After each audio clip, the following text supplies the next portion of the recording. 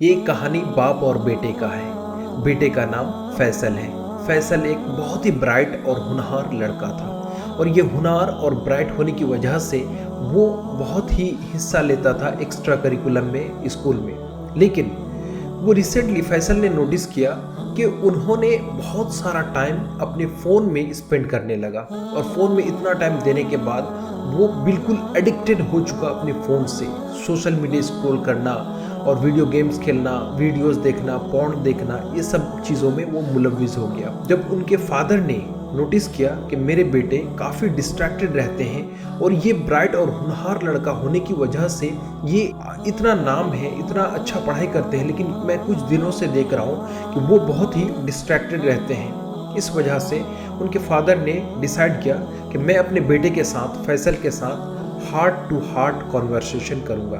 तो फैसल को बुलाया और बोला कि फैसल, मैं कुछ दिन से देख रहा हूँ कि आप बिल्कुल अपने स्टडी, अपने फैमिली के साथ, दोस्तों के साथ टाइम नहीं दे रहे हो। बिल्कुल आप एक बंद कमरे में हर वक्त रहते हो। क्या बात है? उन्होंने बताया कि वो क्या क्या करते हैं। तो उनके फादर ने बताया, चलो इस हफ्ते कुछ नया ट्राई करते हैं। तो फैसल ने सोचा कि करूं या ना करूं। थोड़ा हेजिटेंट के बाद तो फैसल ने डिसाइड किया, लेट्स ट्राई समथिंग न्यू। तो उनके फादर ने कुछ नया रूल सेट किया कि इस हफ्ते में आप कोई सोशल मीडिया, कोई वीडियो गेम या कोई भी ऐसी चीज़ टेक्नोलॉजी से रिलेटेड आप कुछ भी नहीं करोगे। आप बिल्कुल मोबाइल से या अपने टेक्नोलॉजी से दूर रहोगे।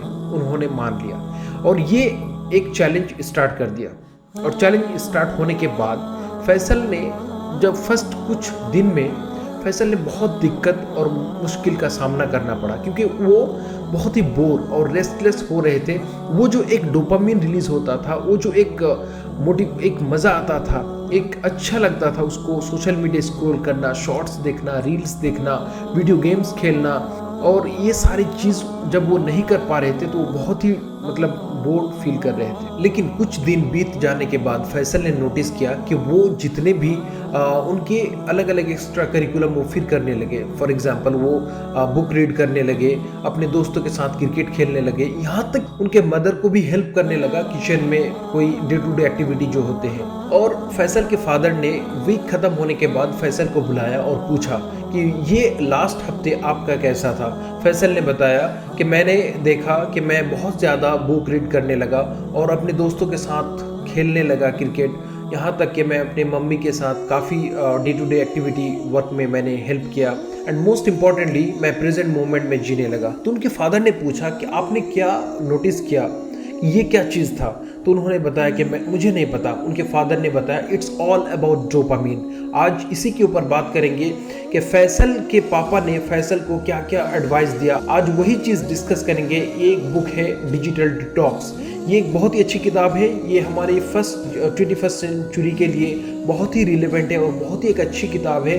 आप देखेंगे कि कैसे उनके फादर ने अपने बेटे को कैसे गाइड किया, एडवाइस किया, और इस बुक से आपकी भी ज़िंदगी बदल सकती है। तो फैसल के फादर ने बताया कि ये डोपामीन एक न्यूरोट्रांसमीटर है जो हमारी माइंड में डोपामीन रिलीज करता है और हमें कोई भी काम या कोई भी चीज़ करने में बहुत अच्छा लगता है। फॉर एग्जाम्पल, कोई अगर नशा करते हैं, सिगरेट पीते हैं, दारू पीते हैं, तो इस वजह से उनके माइंड में डोपामीन रिलीज होता है और उसको अच्छा महसूस होता है। जब आप सोशल मीडिया यूज़ करते हो तो भी डोपामीन रिलीज होता है, आपको अच्छा लगता है। जब आप कोई मूवी देखते हो या कहीं ट्रैवल करते हो या एक्साइटमेंट की एक्टिविटी करते हो तो आपके माइंड में डोपामीन रिलीज होती है, और इस डोपामीन रिलीज होने की वजह से आपको खुशी महसूस होता है और आपको बार बार वो चीज़ करने का मन करता है। इस वजह से आज हम बिल्कुल स्मार्टफोन में इतने मुलव्विस, इतने इन्वॉल्व हो चुके हैं, इस वजह से हम अपने जो इम्पोर्टेंट टास्क है उसमें फोकस नहीं कर पा रहे हैं। और सेम यही चीज़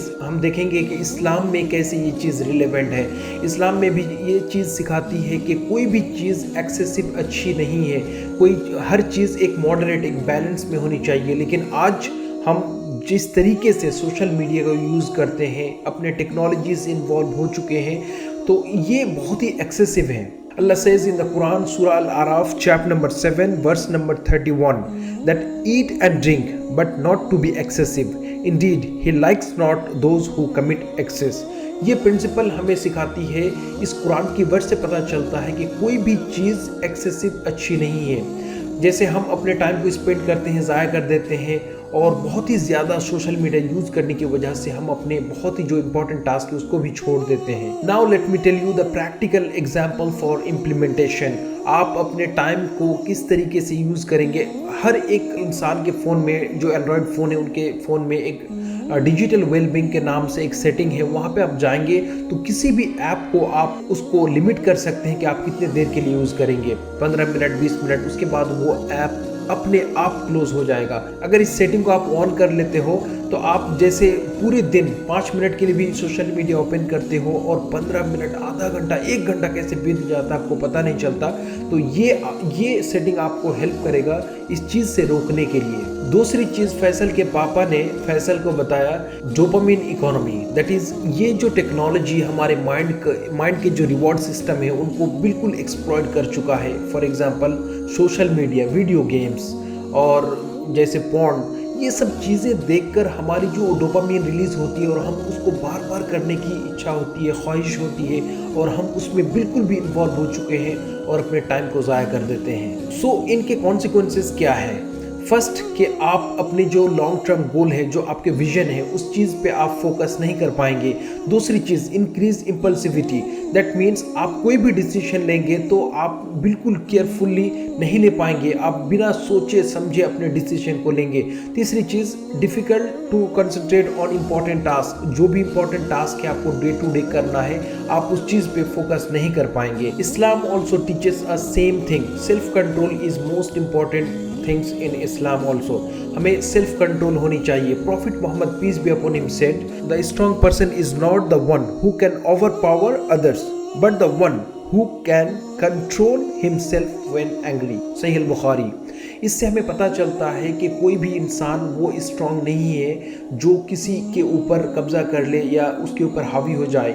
स्ट्रांग पर्सन तो वो है, स्ट्रांग इंसान तो वो है जो खुद को कंट्रोल कर पाए, अपने बिहेवियर को, अपने टंग को।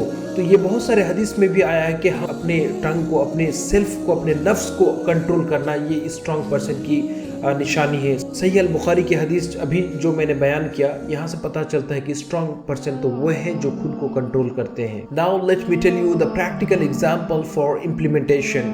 आप बेसिकली पोमोडोरो टेक्निक फॉलो कर सकते हो। पोमोडोरो टेक्निक एक बहुत ही इफेक्टिव तरीका है अपने टाइम को यूटिलाइज करना और अपने टाइम की सही इस्तेमाल करने के लिए। मैंने कुछ दिन पहले एक टॉपिक में डिस्कस किया था पोमोडोरो के ऊपर, आप वो वीडियो देख सकते हैं, अदरवाइज मैं यहाँ शॉर्ट में बता देता हूँ। पोमोडोरो टेक्निक एक ऐसी टेक्निक है कि आप 25 मिनट के लिए सारे डिस्ट्रैक्शन बंद कर दें। फॉर एग्जांपल मोबाइल के जो डेटा है, नोटिफिकेशन है, सबको ऑफ कर दें और एक टाइमर सेट कर दें। सिर्फ 25 मिनट के लिए आपको किसी भी चीज़ पे फोकस करना है, पढ़ाई पे या कोई भी चीज़ आप सीख रहे हैं उस पे, और फिर वही करना है 25 मिनट तक। अब जब 25 मिनट ख़त्म हो जाए तो सिर्फ 5 मिनट का ब्रेक लेना है और ब्रेक के बाद फिर 25 मिनट का एक पोमोडोरो। इस तरीके से आप पोमोडोरो को कंप्लीट करेंगे और अपने दिन को सही इस्तेमाल कर पाएंगे। दूसरी कुछ चीज़ें हैं जो आप ये भी कर सकते हैं कि जब आप खाना खाएं तब मोबाइल बिल्कुल भी इस्तेमाल ना करें।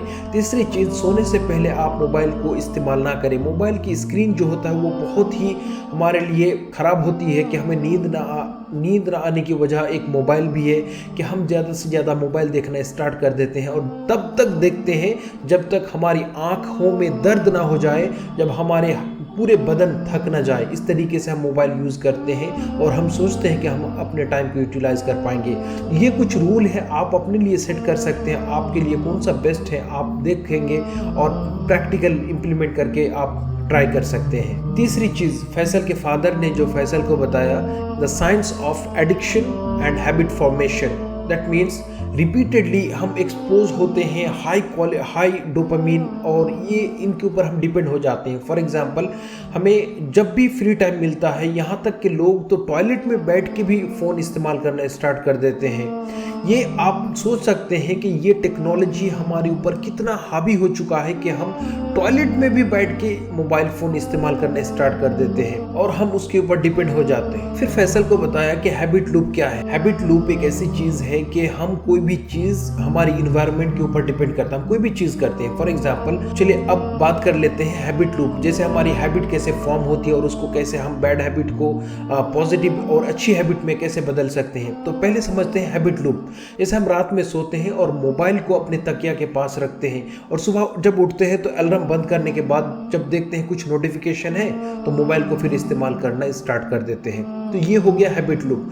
और एक एग्जांपल देता हूँ, आपको अगर अच्छी हैबिट बिल्ड करना है बुक पढ़ने के लिए, तो आपके जो बुक है उसको कहीं ऊपर कहीं पैक करके ना रखें। जो मुस्लिम ये गलती करते हैं कि वो कुरान को इतना पैक करके कहीं ऊपर अलमीरा में या कहीं बक्से के अंदर रखते हैं और वो पढ़ने के लिए जब सोचते हैं तो फिर माइंड में आता है कि इतना कष्ट कौन करेगा, इसको खोलना फिर ओपन करना फिर पढ़ना।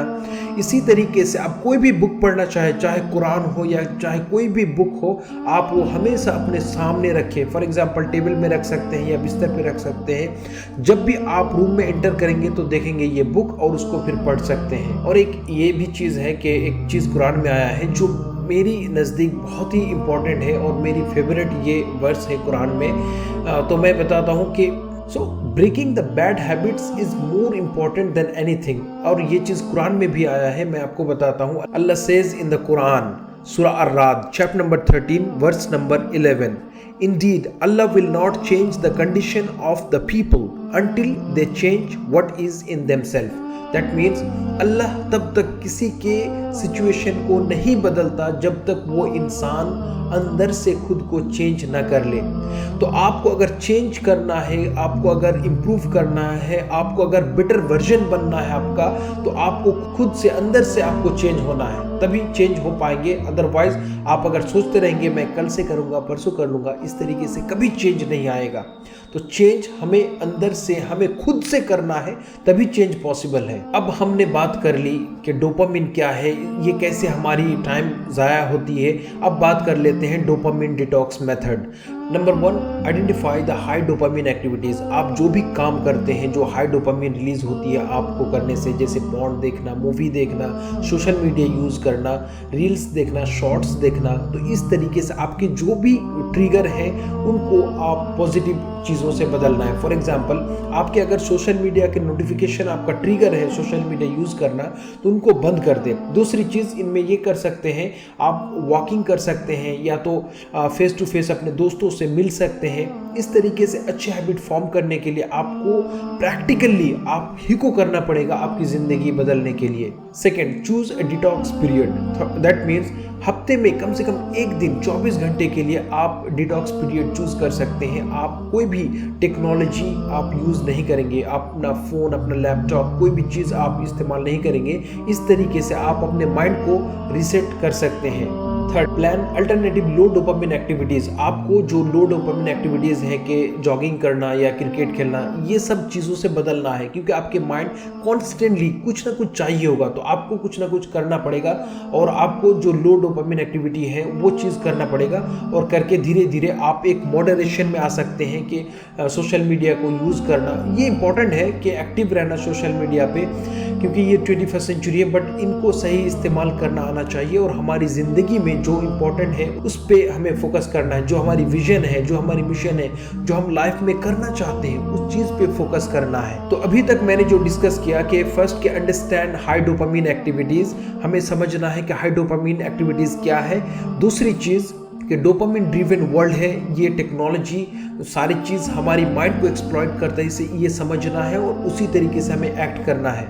तीसरी चीज़, हमारी हैबिट को कैसे फॉर्म कर सकते हैं और बैड हैबिट को कैसे ब्रेक कर सकते हैं। और चौथी चीज़ जो मैंने डिस्कस किया कि अपने जो भी मेथड हैं, डिटॉक्स मेथड, इसको कैसे फॉलो करना है। कम से कम हफ्ते में एक दिन 24 घंटे के लिए टेक्नोलॉजी यूज़ नहीं करना है और हमारे माइंड को रिसेट करना है कि हम सिर्फ टेक्नोलॉजी यूज़ करके इस्तेमाल करने की वजह से हम उस पर डिपेंड हो चुके हैं। तो इससे आपको बचना है। डिटॉक्स पीरियड आप सिलेक्ट कर सकते हैं 30 दिन का या 15 दिन का, एक हफ्ते का, इस तरीके से सिलेक्ट कर सकते हैं और आप अपने ज़िंदगी को बेहतर बना सकते हैं। प्रोडक्टिव वर्क पे फोकस कर सकते हैं, अपनी पर्सनैलिटी को इम्प्रूव कर सकते हैं और अपने मोस्ट इम्पॉर्टेंटली अपने विजन को अचीव कर सकते हैं।